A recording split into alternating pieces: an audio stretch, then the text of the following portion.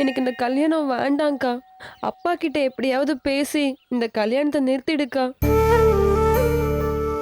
இப்ப நான் சாமி கிட்ட கூட அததான்க்கா வேண்டிட்டு வரேன். இந்த கல்யாணத்த எப்படியாவது நிறுத்தணும்னு சொல்லி. வாழ்க்கை முழுக்க எனக்கு கல்யாணமே நடக்கலன்னா கூட பரவாயில்லக்கா. இந்த அழகர கல்யாணம் பண்ணிக்கிட்டு என்னால வாழ முடியாதுக்கா. என் வாழ்க்கையில பிரச்சனைன்றதுக்காக இப்படி ஒரு முடிவு எடுக்கிறீங்களா? அவன் என்ன அவ்வளோ நல்லவனா? அவன் எப்பேற்பட்டவன்னு அப்பாக்கு தெரியாதா என்ன? அப்படி இருந்தும் ஏன்க்கா என்ன அவன் கூட கல்யாணம் கட்டி வைக்கணும்னு நினைக்கிறீங்க? எப்ப பார்த்தாலும் குடிச்சுக்கிட்டு ஊருக்குள்ள ரவுடித்தனம் பண்ணிக்கிட்டு சுத்திக்கிட்டு திரியறான். அவனை எப்படிக்கா நான் கல்யாணம் பண்ணிட்டு சந்தோஷமா இருப்பேன்னு அவங்க முடிவு பண்ணாங்க? நீயே சொல்லுக்கா. அவனை கல்யாணம் பண்ணிக்கிட்டா நான் சந்தோஷமாவா இருப்பேன்னு நினைக்கிற நீ? கண்டிப்பா இருக்காதுக்கா. என் வாழ்க்கை சீரழிஞ்சுதான் போகுது. அதுக்கு பேசாம நீங்களே உங்க கையால எனக்கு விஷத்தை வாங்கி கொடுத்து சாகடிச்சிருங்க. அகிலா, ஏண்டி இப்படி எல்லாம் பேசிட்டு இருக்க? பின்ன என்னக்கா பண்ண சொல்ற? நான் நல்லா படிச்சு வெளிநாட்டுக்கு போய் வேலை பார்க்கணும்னு எவ்வளோ ஆசையோட இருந்தேன். எவனோ ஒரு தெருப்பொறுக்கி நாய்க்கு பயந்து என் கனவு எல்லாத்தையும் விட்டுட்டு இந்த அழகரை கல்யாணம் பண்ணிட்டு காலம் பூரா நான் கஷ்டப்படணுமா? அக்கா, அப்பாக்கு தெரிஞ்சவங்க துபாய் சிங்கப்பூர்ல எல்லாம் இருக்கிறாங்க. அவங்க கிட்ட சொல்லி எனக்கு அங்க ஒரு வேலை வாங்கி தர சொல்லுங்கக்கா. இங்க இருக்கிற பிரச்சனை எல்லாத்தையும் விட்டுட்டு நான் பாட்டுக்கு அங்க போய் நிம்மதியா இருப்பேன்க்கா. நான் அங்க போய் ஒரு 5 வருஷமோ 10 வருஷமோ கழிச்சு திரும்பி வந்தேன்னா அதுக்குள்ள இந்த பிரச்சனை எல்லாமே முடிஞ்சிரும். அப்ப நீங்க யார கல்யாணம் பண்ணிக்க சொல்றீங்களோ அவங்களே கல்யாணம் பண்ணிக்கிறேன். அதுக்கு முன்னாடி என் வாழ்க்கையில நடக்கிற பிரச்சனையை தீர்த்து வைக்கிறேன்னு சொல்லி எனக்கு ஒரு கல்யாணம் பண்ணி வச்சு எனக்கு மேலும் மேலும் பிரச்சனையை தயவு செஞ்சு உண்டு பண்ணாதீங்கக்கா. ஏண்டி, நீயே இது அப்பா கிட்ட பேச வேண்டியதானே? அப்பா கிட்ட பேசுறதுக்கு நான் எவ்வளவோ முயற்சி பண்ணேன்க்கா. ஆனா அப்பாவும் அம்மாவும் சேர்ந்து குடும்ப மானம் அது இதுன்னு சொல்லி என் வாயை அடைச்சிடுறாங்க. நான் சொல்றத யாருமே கேட்க மாட்றாங்க. இவங்களுக்கு என்ன, ஏதாவது ஒண்ணு சொல்லி கல்யாணம் பண்ணி வச்சுட்டு போயிடுவாங்க. ஆனா நாளைக்கு வாழ போறது நான் தானே. அத பத்தி யாருமே இங்க கவலைப்பட மாட்றாங்க. அக்கா, எனக்கு நீயும் மாமாவும் மட்டும்தான்க்கா இருக்கிறீங்க. நீங்க 2 பேரும் வந்து அப்பா கிட்ட பேசி எப்படியாவது இந்த கல்யாணத்தை நிறுத்தி என்ன வெளிநாட்டுக்கு அனுப்பிச்சு வைக்க சொல்லுங்கக்கா. ஐயோ, வந்து பேசுறதுல பிரச்சனை எதுவும் இல்ல அகிலா. ஆனா ஏற்கனவே மாமா வந்து உனக்காக பேசினப்போ அப்பா என்ன சொன்னாருன்னு உனக்கே தெரியும்ல. அவர் அவ்வளவு தூரம் சொன்னதுக்கு அப்புறமும் நான் முடிவு பண்ணிட்டேன், இனிமே நிறுத்த முடியாதுன்னு அப்பா சொல்லிட்டாருல. இருந்தாலும் உன் விருப்பம் இல்லாம இந்த கல்யாணம் நடக்கிறத தடுக்க அவரும் தீவிரமா முயற்சி பண்ணிட்டு தான் இருக்காரு. எனக்காக இன்னொரு தடவை நீயும் மாமாவும் வீட்டுக்கு வந்து அப்பா கிட்ட பேசி பாருங்கக்கா. நீங்க 2 பேரும் எடுத்து சொன்னீங்கன்னா அப்பாக்கு கண்டிப்பா புரியும். என்னால அவனை கட்டிக்கிட்டு நரக வாழ்க்கை வாழ முடியாதுக்கா. உன்னை கெஞ்சி கேக்குறேன், என்ன காப்பாத்துக்கா. நீ கவலைப்படாத அகிலா, நான் மாமா கிட்ட பேசி என்ன பண்ணலான்னு பாக்குறேன். நீ முதல்ல அழாத, கண்ணத்தோட. நல்லதே நடக்கும்னு நம்பிக்கையோட இருப்போம். நல்லதே நடக்கும்.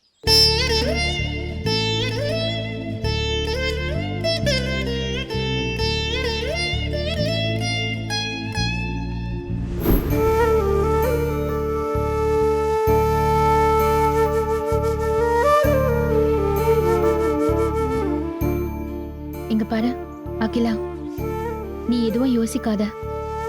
உன் கல்யாணத்தை நிறுத்த சொல்லி நான் மறுபடியும் அப்பா கிட்ட பேச சொல்றேன். அப்பா ஒத்துப்பாராக்கா? நீ தைரியமா இருடி. உன் விருப்பம் இல்லாம இந்த கல்யாணம் நடக்காது.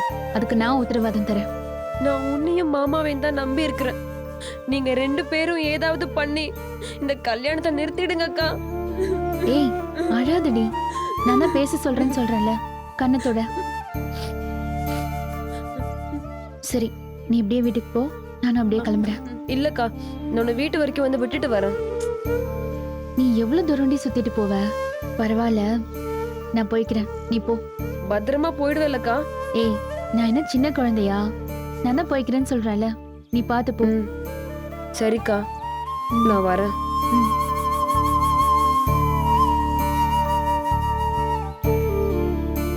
பார்த்து போ.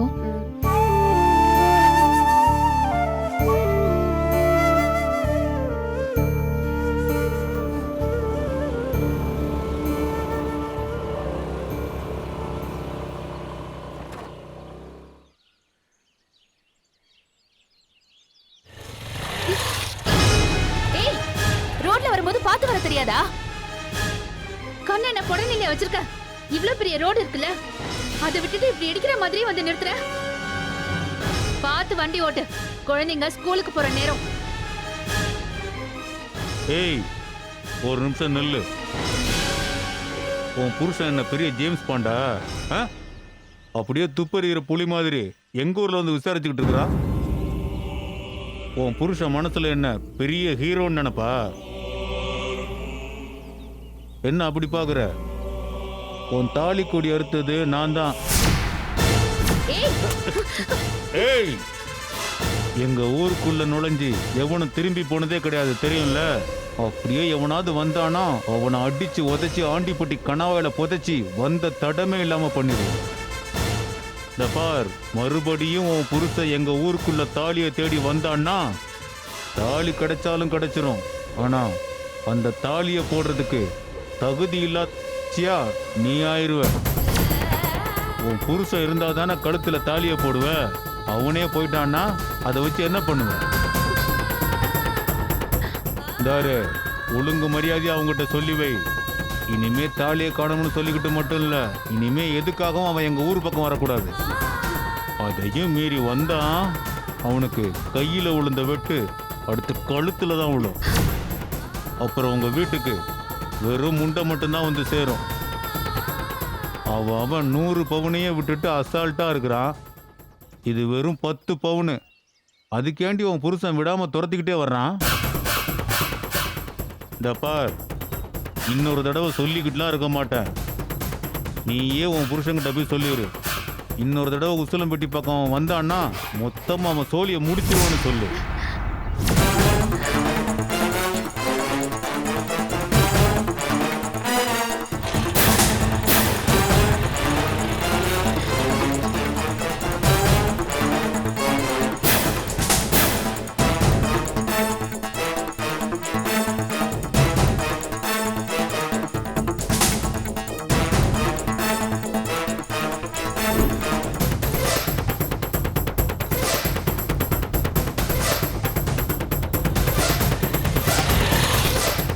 உன் தாலி கொடி அறுத்தது நான் தான். ஏய், உன் புருஷன் இருந்தா தானே கழுத்துல தாலியை போடுவ. அவனே போயிட்டான்னா அதை வச்சு என்ன பண்ணுவ? இனிமே தாலியை காணணும்னு சொல்லிக்கிட்டு மட்டும் இல்ல, இனிமே எதுக்காகவும் அவன் எங்க ஊர் பக்கம் வரக்கூடாது. அதையும் மீறி வந்தான், அவனுக்கு கையில விழுந்த வெட்டு அடுத்து கழுத்துல தான் விழும்.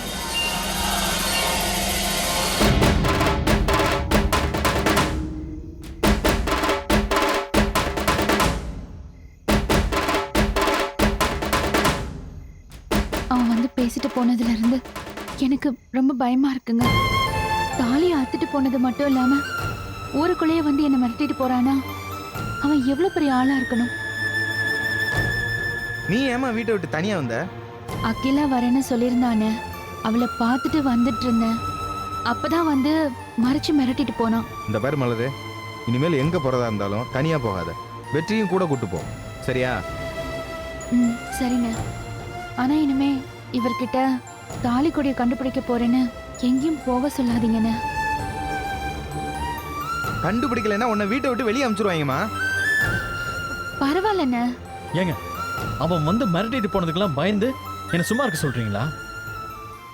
நான் சொன்ன மாதிரி அந்த தாலியை கண்டுபிடிச்சே தீருவேன்.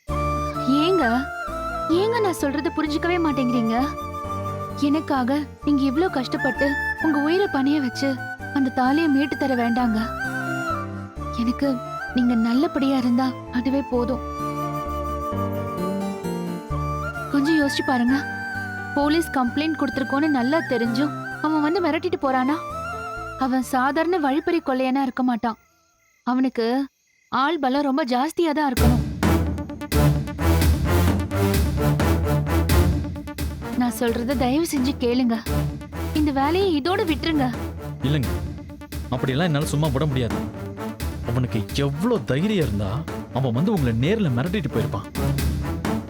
இப்படியே போட்டுன்னு பயந்து போய் விட்டோம்னா நாளைக்கு திரும்ப ஊருக்குள்ள வந்து இதே வேலையை தைரியமா செய்ய ஆரம்பிப்பாங்க. இதுக்கு அவனுக்கு நம்ம கூட துணை போக கூடாது. ஏங்க, அவன மாதிரி ஆட்களை பிடிக்கதான் போலீஸ் இருக்குல்ல, அவனை அவங்க பாத்துப்பாங்க. ஊர்ல எல்லாரும் இருக்கிற மாதிரி நீங்களும் இருந்துட்டு போங்களேன்.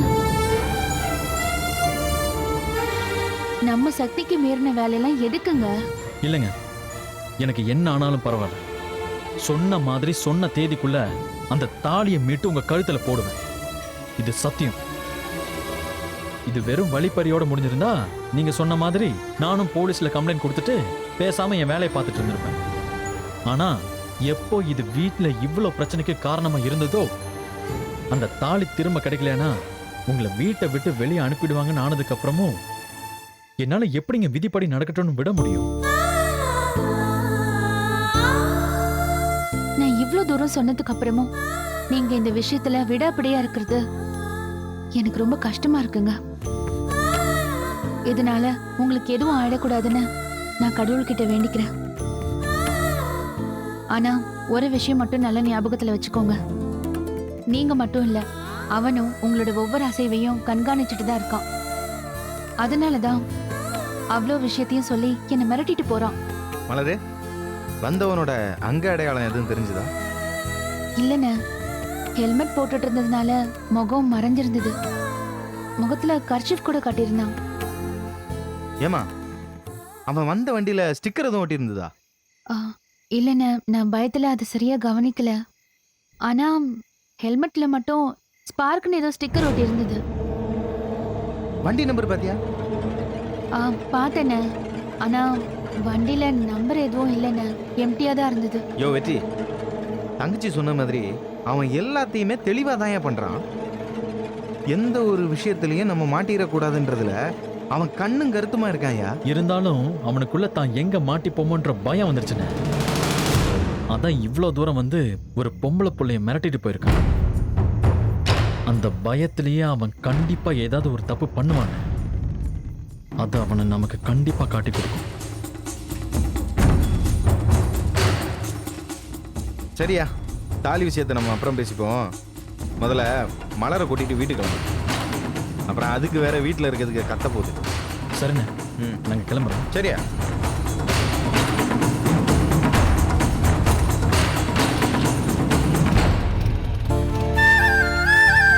வரேண்ணே. சரிம்மா. வரண்ணே. பார்த்து போயிட்டு.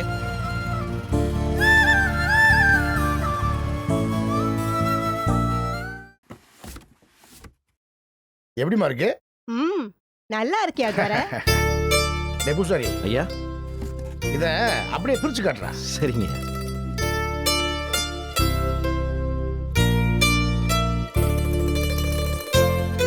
அடேங்கப்பா,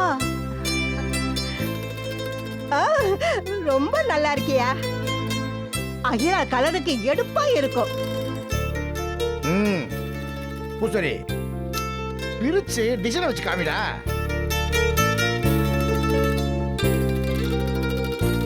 ரொம்ப நல்லா இருக்கியா? நல்லா இருக்கு. நல்லா இருக்குங்க. விலை எம்புட்டு வந்துச்சு? 15,000 சொச்ச வந்துச்சு. அப்படியே அழகருக்கு பட்டு வெடி சட்டை எடுத்து கொண்டு போய் கொடுத்துட்டு வந்துட்டேன். சரிதானே? சரிதாங்க. பூசாரி அதை கொடுத்துட்டு உள்ள போய் பையருக்கு எடுத்து வா. எடுத்துன்னு வரேன்.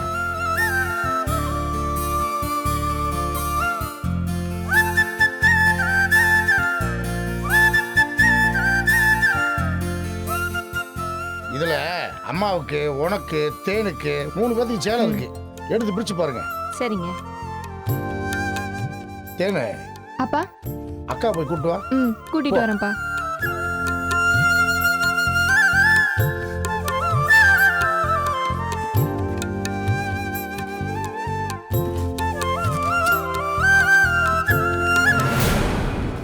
அப்பா, வாமா.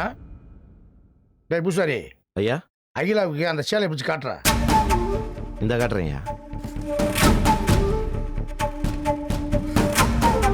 கலர் டிசைன்லாம் பிடிச்சிருக்காமா? எந்த குத்தக்குறையும் இல்லையே.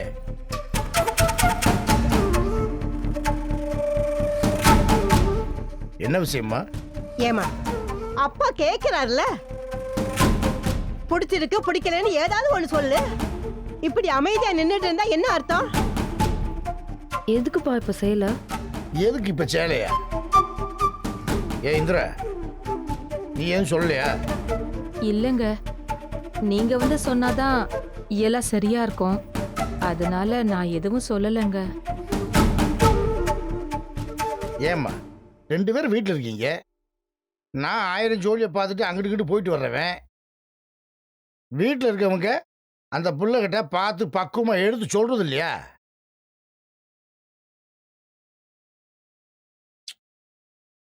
ஒன்றும் இல்லாத்தா, நாளை காலையில் உனக்கு நிச்சயதார்த்தம்.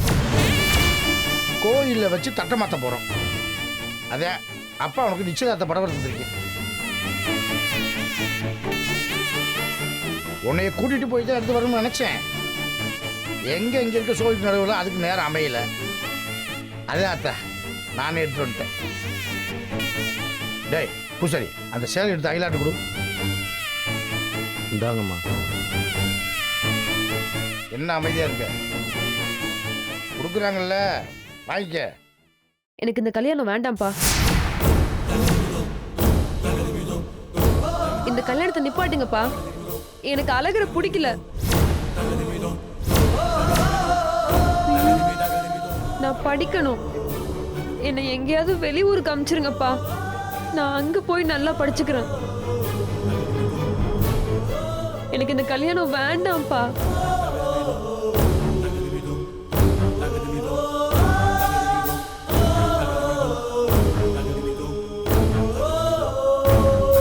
இங்க வா, இங்க வாமா, இப்படி உட்காரு.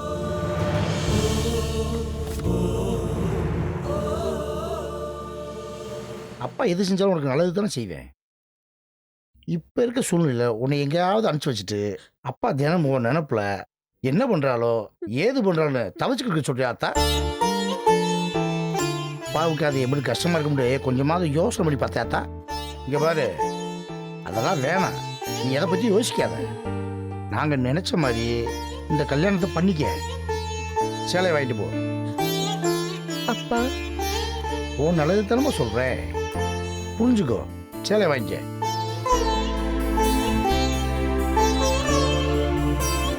டேய் பூசாரி, ஐயா சேலை எடுத்துக்கிறா. இந்தாங்கம்மா. வாங்கி சொல்றேன்ல தானே? அப்பா அக்கா உள்ள ஓட்டு போ. சரிப்பா. காலையில 8 மணிக்கெல்லாம் அக்காவும் நீயும் கிளம்பி ரெடியா இருக்கணும். சரிங்கப்பா. போ, உள்ள ஓட்டு போ. வாப்பா.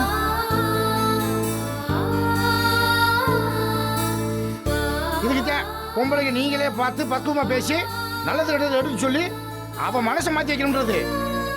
எல்லாத்தையும் நானே செய்யணும்டா, எங்க போறது?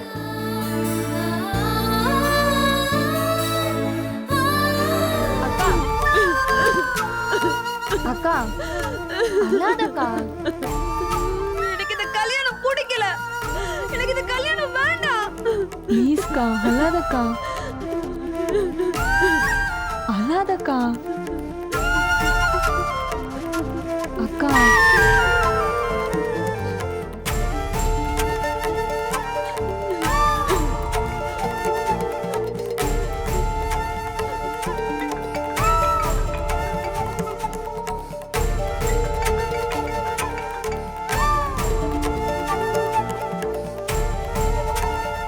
மாமா, நான் அகிலா பேசுறேன். சொல்ல கிலா. மாமா, எனக்கு இந்த கல்யாணம் வேண்டாம் மாமா. ஏதாவது பண்ணி இந்த கல்யாணத்தை நிப்பாட்டுங்க மாமா. நான் உங்களை அவ்வளவு தூரம் நம்பி இருந்தேன். நீங்க அப்பா கிட்ட பேசவே இல்லையா மாமா? இல்ல கிலா, இன்னைக்கு காலையில கூட மாமாவை பார்த்து இந்த கல்யாணம் வேணான்னு சொல்லிட்டு தான் வந்தேன். ஆனா மாமா நான் சொன்னதை காதலி வாங்கிக்க மாட்டேன்ட்டாரு. இது என் பொண்ணு வாழ்க்கை, நான் பாத்துக்கிறேன், நீங்க தலையிடாதீங்கன்னு மூஞ்சில் அடிச்ச மாதிரி சொல்லிட்டாரா கிலா. இப்ப நான் என்ன பண்ணட்டும் சொல்லு? தயவு செஞ்சு என்ன தப்பா எடுத்துக்காத கிலா.